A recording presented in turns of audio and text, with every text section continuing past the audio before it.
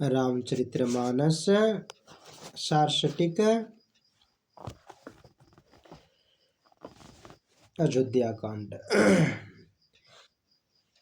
गिरि सम होय केन कोटिक गुंजा। झूठ के बराबर कोई पाप का ढेर नहीं है, क्योंकि करोड़ों करजनी पहाड़ के समान हो सकती है। सत्य मूल सब सुकृति सहाय। वेद पुराण विदित मनु आए। सत्य सब पुण्यों का मूल्य है। यह वेद और पुराण में विख्यात है और मनु ने भी कहा है। जब राजा दशरथ ने इस तरह का कैकेयी को वरदान मांगने कहा, तब वह बोली कि एक वरदान तो यह दीजिए कि भरत को राज टीका मिले, और दूसरा यह कि राम को 14 वर्ष तक वन का वास मिले। यह वचन सुनकर राजा को बड़ा दुख हुआ, पर अपना वचन टाल भी नहीं सकते थे। उन्होंने कैकेयी को बहुत समझाया, विनती की कि वह राम को वनवास देने का वरदान ना मांगे। वह बोली कि हे राजनी, यदि आपके हृदय में ऐसे निर्बलता थी तो आपने बार बार वर मांगे क्यों नहीं। और दूही की होई एक समय भूलाला, हसव ठठाए फुलावई गाला। हे राजा, ठाका मारकर हंसना और गाल फुलाना, यह दोनों क्या एक ही समय में हो सकता है। दान ही कहाव अरु कृपा नाई, होई की मैं ससु कुशल रतोई। दानी कहलाना और कृपाणता भी करना, क्या सुन्नता में स्वयं कुशलता भी होता है। हे राजा, यह तो अपना वचन छोड़िए या धीरज धरिए, स्त्रियों की तरह करुणा ना कीजिए।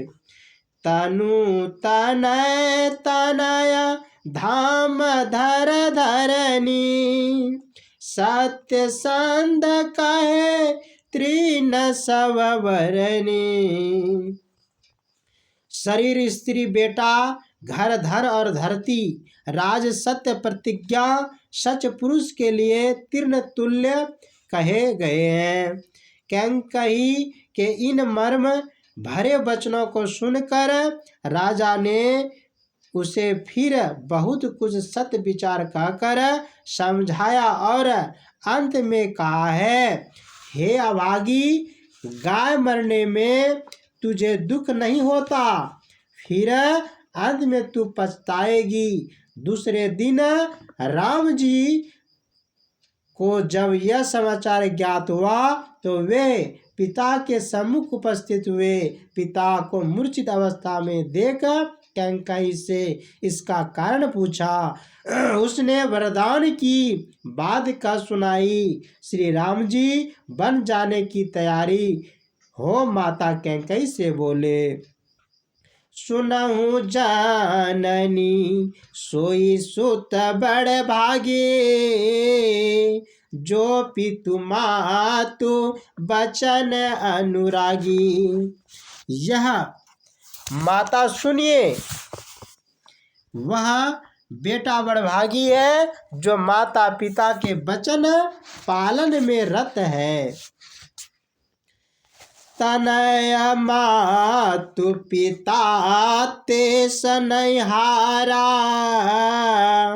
दुर्लभ जनई सकल संसारा।